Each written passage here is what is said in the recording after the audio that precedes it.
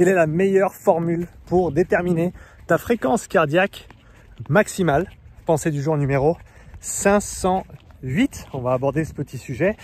Si c'est quelque chose qui t'intéresse, je te rappelle que j'ai publié hier une présentation de 30 minutes sur la fréquence cardiaque maximale.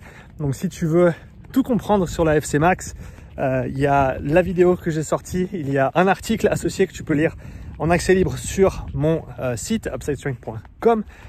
Donc voilà, sur ce, penchons-nous rapidement sur le sujet du jour qui est donc quel est le meilleur calcul pour estimer sa fréquence cardiaque maximale. Avant de répondre à cette question, je pense que c'est intéressant de se demander pourquoi est-ce qu'on souhaite connaître notre fréquence cardiaque maximale. Dans la plupart des cas, on nous a appris, et c'est comme ça que je l'avais appris initialement également, on nous a appris qu'il fallait soit mesurer, soit calculer une fréquence cardiaque max, ce qui te permettait ensuite de prendre certains pourcentages, soit des pourcentages de fréquence cardiaque max, soit des pourcentages de fréquence cardiaque de réserve. Je te rappelle que la FCR, la FC de réserve, c'est FC max moins FC au repos.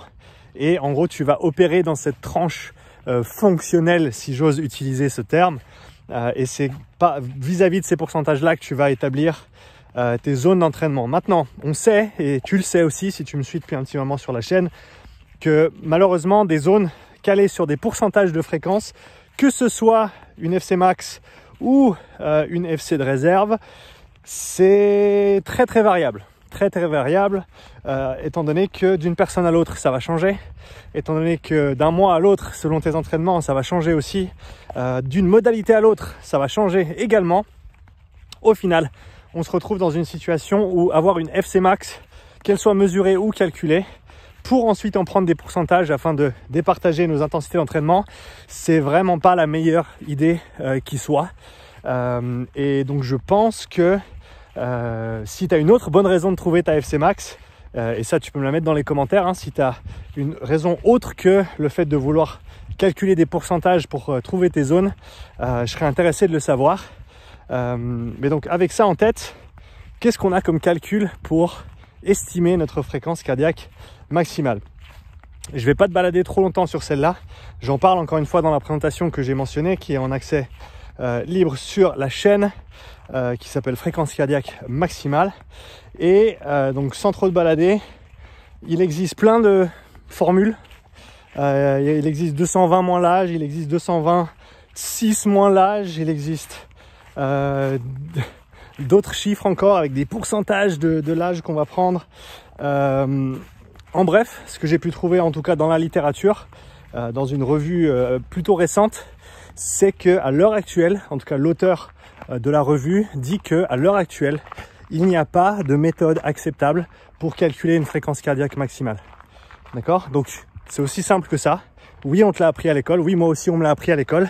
Peut-être qu'il faut qu'on écrive à nos écoles respectives et qu'on leur dise que vis-à-vis de la recherche à l'heure actuelle, calculer une fréquence cardiaque maximale, il n'y a pas de bonne formule. Il n'y a pas de formule qui vont t'apporter une réponse qui soit assez cohérente et assez précise pour être pratique au niveau de son utilisation sur le terrain.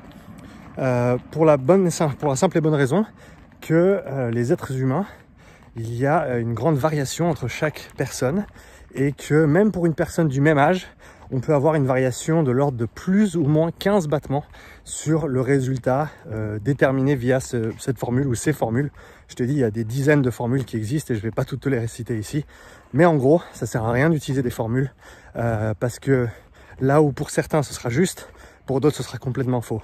Et même si c'était juste pour toi, dans une modalité donnée, eh ben, si tu passes de la course à pied au vélo, par exemple, ce ne sera plus valable.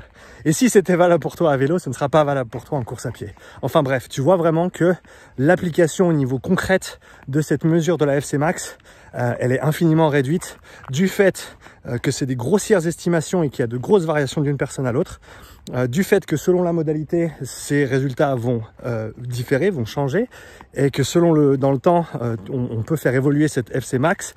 J'en parle dans la présentation, encore une fois, avec des exemples très très concrets de gens que j'ai testés, qui ont suivi mes recommandations d'entraînement et qui ont vu des augmentations de la fréquence cardiaque maximale. Alors que ça, encore une fois, moi quand j'avais appris ça dans les bouquins à l'école, eh ben, on ne peut pas faire changer sa FC Max. il s'avère que c'est peut-être pas aussi catégorique que ça.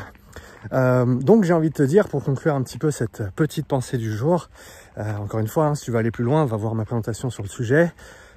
Ça sert à rien de se prendre la tête avec quelle est la meilleure formule pour déterminer ma FC Max, parce qu'au final, trouver une FC Max, c'est pas si intéressant que ça. C'est pas prédictif de performance.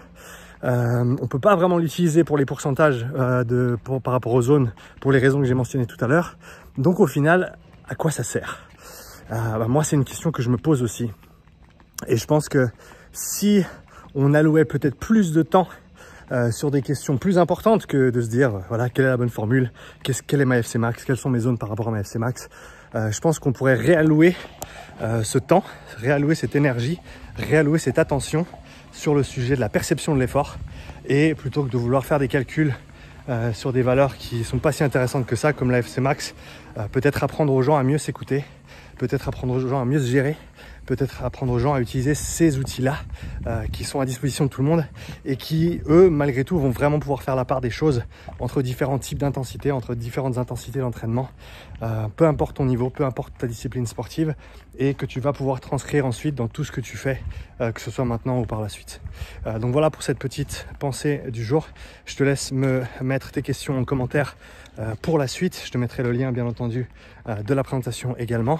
Sur ce, je te souhaite une belle journée. J'espère qu'il fait beau comme chez moi, là où tu es. Et je te dis à bientôt pour une nouvelle pensée du jour. Ciao.